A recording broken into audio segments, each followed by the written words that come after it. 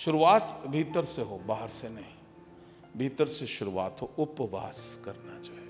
पहला चीज सत्य का संग, वो सत्य है उसका मुझे संग करना है।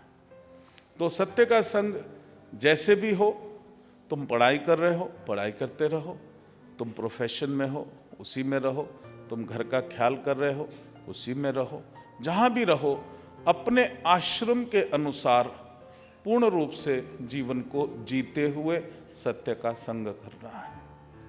ब्रह्मचर्य आश्रम में हो तो जो विद्याएं अर्जित करनी है उन विद्याओं को अर्जित करते हुए सत्य का संग करना है। गृहस्थ आश्रम में आए हो तो पूर्ण गृहस्थ का आनंद अनुभव करते हुए, पति और पत्नी एक दूसरे से अथाह प्रेम का एग्जाम्पल बनते हुए, कि भाई उदाहरण दें तो कहे भैया वो देखो वो कितने अच्छे हैं, वैसे होते हुए सत्य का संग करना है। वानप्रस्थ में आए हो तो जो तुम जिस लेवल पे पहुंच गए हो, वो जो भी तुम्हारी रिस्पॉन्सिबिलिटीज हैं उसको तुम पूरा करते रहो, लेकिन सत्य का संग भी करके रखो। और संन्यास आश्रम में तो और कुछ बचा ही नहीं, सत्य का संग ही बचा, उपवास ही बचा। तो इस तरीके से अगर पूर्ण जीवन तुमने जीना है, पूर्ण जीवन पूर्णता से जीना, अधूरा नहीं करना, you must live your life fully 200%। कैसा? 200%। और किसी को दिखाना नहीं है कि तुम क्या कर रहे हो, तुम आध्यात्म में हो, शिव योग, नॉर्मल, कितनी भी शक्तियां तुम्हारे अंदर आ जाए, यू मस्ट रिमेन नॉर्मल।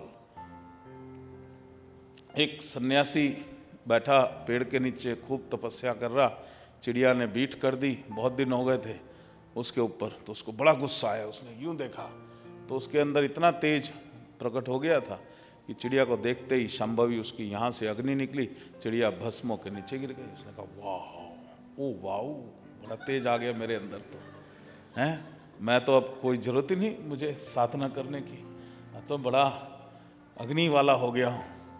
उठा और चल दिया। तो एक जगह एक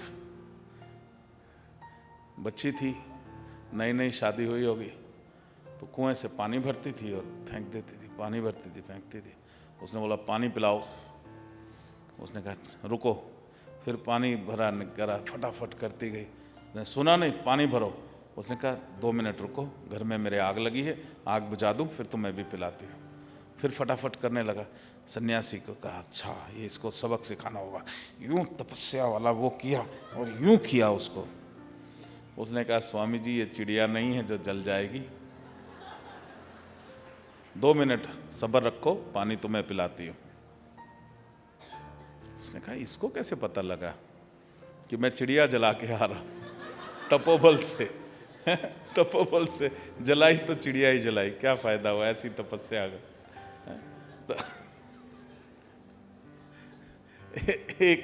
एक साधक था, उसने बहुत अच्छा शिव योग किया, तो करने के बाद उसके अंदर शक्ति आ गई। शक्ति आ गई तो यूं शक्ति से वो बड़ी सी अलमारी यूं करके यूं खसका दे, यूं करके यूं खसका दे, लोगों को दिखाया देखो मेरे अंदर शक्ति, यूं करके यूं सिखाया, यूं करके यूं सिखाया।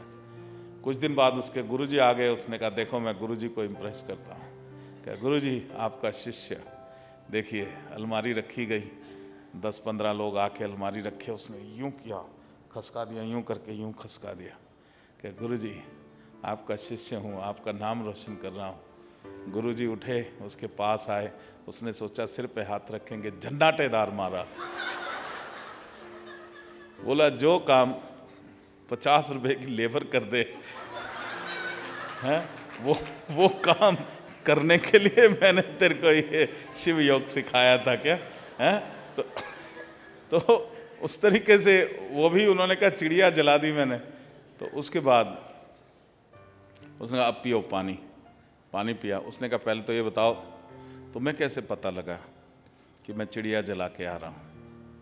कहती है ये तो जब साधना करते हो तो दिव्य दृष्टि तो मिल ही जाती है, सब दिख जाता है। अब तुम जो सोच रहे हो वो सब दिख रहा है। कहता है अच्छा अब तूने घर जला था, अब जरा वो भी मुझे दिखा। मैं वो भी देखना चाहता हूँ। क्या चलो?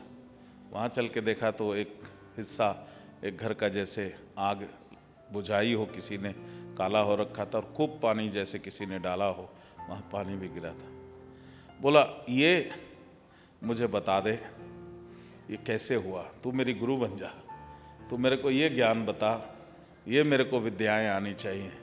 उसने बोला ये कोई विद्याएं नहीं, मेरे गुरु ने सत्य का संग कैसे किया जाता है वो बस मुझे सिखाया था।